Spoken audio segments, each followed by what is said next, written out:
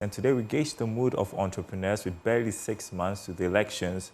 Joining me on Zoom, Harrison Matthew, who is Chief Executive of 1115 Restaurant, also Joyce Owusu, who is CEO of Purple Trends. Good afternoon to you both. There's a lot happening with the economy right now. The cedi depreciating, prices of goods and services going up. How are you surviving this period? I'll begin with you, Harrison.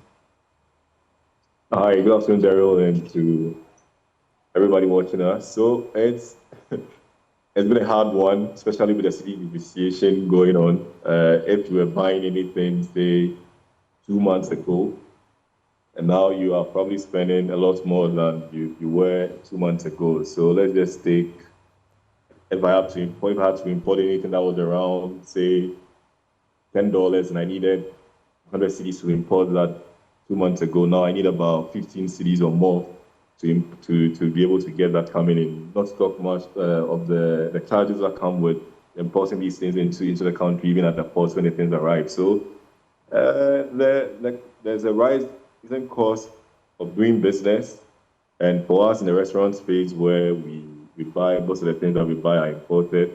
We're having to spend a lot more on production. And it's even hard for you to even think of increasing prices, because at this point, our purchasing power as individuals is actually going down. So while prices are increased for those of us producing, we also can't charge more because everybody who is in the economy is experiencing almost the same thing. So you have less money to spend, and you can't also increase prices, which means that your profit margin is almost eroded. If not running into losses, you're actually eroding all your profit margin. So let's start from there. Yeah, and while you run a restaurant, in the past couple of days, we have been running stories about the hikes in the prices of food items. So I can imagine the struggle. Joyce, you're into the fashion business. What's your story? Daryl, good afternoon, and good afternoon to your viewers as well. The cedi depreciation, the current economic situation, it's actually making it quite difficult for entrepreneurs. Running businesses in Ghana here, very difficult. For me, in the fashion industry, there is a saying that if someone hasn't been able to feed himself, I mean, to think of clothing is a secondary matter. People think of feeding first. Now, the way purchasing or the way sales used to be, as at last year, it's way lower as compared to this year.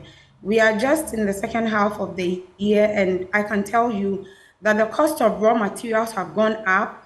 We are paying a lot for electricity, for production, and for fuel and every other thing. Things have gone up. And just as Harrison said, you can't really increase the prices of your products because the consumer out there feels you are charging too much, and it's not even your doing. This is the situation we find ourselves in right now. Things are quite difficult.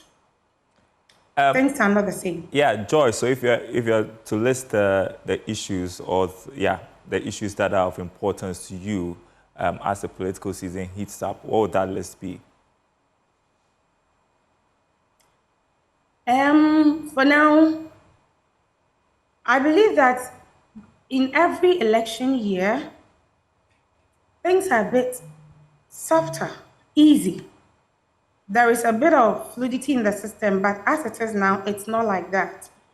I would plead in with the politicians that much as the economy is not as fluid as it's supposed to be, as we know for every election year, there should be peace. Their campaigning activities should be done with a lot of mindfulness, with the whole Ghanaian people in mind and the young business owner also in mind. Yeah, I was asking in relation to the economy. I mean, we've talked about the cedi depreciating, we've talked about inflation. Oh. I mean, for the kind of work that you do, what are the issues that matter to you? Okay, so the issue that matters to me has to do, first of all, with the strength of the cedi to the dollar. Most of the things that we use in our production are imported. Again, they should also revise the tariffs. They should find ways and means to make sure that even if it's not, they cannot go back to getting it to be cheaper than it is now. There should be some sort of stability that it won't happen that every 3 months, every 4 months, there is an increase in tariffs. It's really affecting businesses. And then also on import duties, whether by air or through the port or the harbor, they should also check that and make sure that they do something about it. There are policies regarding these areas that would make lives easier for the entrepreneur in Ghana. Yeah, great stuff. Harrison, you're in the food business. I'm sure inflation is key on your list. Yes, Daryl. So inflation is key. The lending rates, interest rates on loans is also one thing that we should look at. I always say that the government has no business in employing people. You should create an enabling environment for small businesses to thrive and then be able to employ people. So if you have proper loan schemes, you have good interest rates, you're able to work on the import duties, the rates of import duties, utility prices. But fuel is a big one. Power is also another big one. So for me, I have a plant, and if I run this plant for 2 days, I think 2 months ago, I was spending around 600 cedis to run the plant for 2 days. Now it's almost 700 cedis to run the plant for 2 days. So you can imagine what is. So stability of the city is one that we need, but that should be driven by us being able to produce a lot of the things that we consume. Daryl, I've mentioned a few times that until we're able to produce majority of the things that we consume, even use in preparing the food that we eat, the city will continue to fall against the dollar because we are an import-driven economy. So what is the government going to do to encourage people to grow? And I told the story of while doing some work in Ashanti region, some farmers were given the assurance that their produce will be purchased right after producing them. Everybody went into producing tomatoes because they knew there was ready market for them. What systems or what measures are these political parties going to put in place to ensure that when they come, the farmer is sure that when I produce, I'm going to get it bought, or it's going to be bought at a fair price, not a price that is a killer price, I should say. Yeah, and Joyce, the political parties are campaigning. We've heard them talk about stuff like the 24-hour economy, digitalization. Are there any ideas that you find promising that you feel would help improve the business environment that are touching the issues that entrepreneurs like you face? Let me start with digitalization. Post-COVID, most businesses that really want to stay in business are moving towards digitalization, finding ways and means to use technology to get their businesses, their products, and their services out there.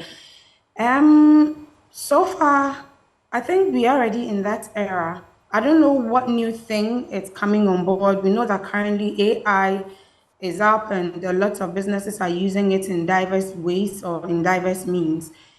I'm interested and I want to know what more it can give us. Is it going to digitalization in a way to enhance development, to get more jobs? Even for me as an entrepreneur, how is it going to benefit me? I'm still yet to find out. Trust me, I'm saying these things because over the years, they've come up with policies, and when I say the politicians, policies and promises in manifestos. So this time around, I would rather wait and watch and see. Talking about 24-hour economy, I don't know if we are there yet, but then I'm sure that the person promising it has a reason for promising and he knows why he's promising it. So again, whoever comes into power, I'll wait and watch what they can give onto us. But for me, as an entrepreneur right now, to be honest, I am not looking up to any politician. All that, when I say any politician with the things that they're talking about, all that I need is a conducive environment to run my business. As Harrison said, the interest rates are killing.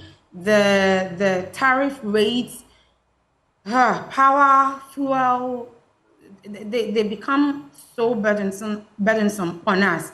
If they can find ways and means to offset some of these burdens to make it easy for us to run our businesses and stay in the country to help develop Ghana together, I think it will help all of us.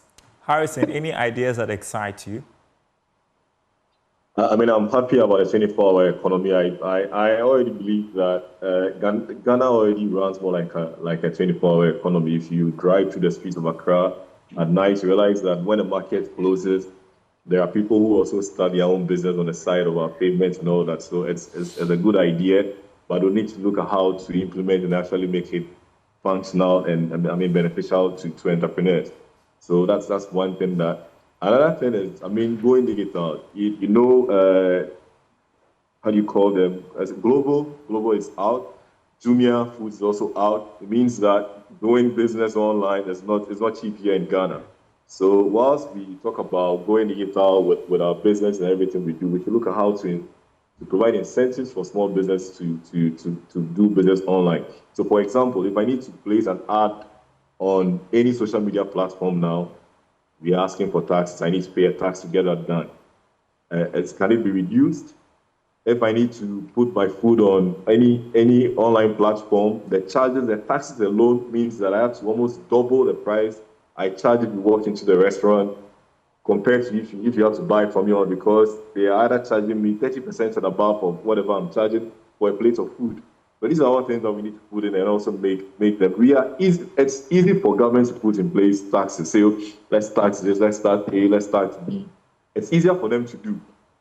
If you don't provide incentives and an avenue for businesses to grow, and you try taxing them, everybody want to find a way around that. So how do we get a business to go to a point, give them value to a point where when we ask for taxes, everybody feels that, okay, yes, this is what I'm gaining, this is what the government is providing, so therefore it's okay for me to pay my taxes. So I want to repeat, no government should worry about creating jobs.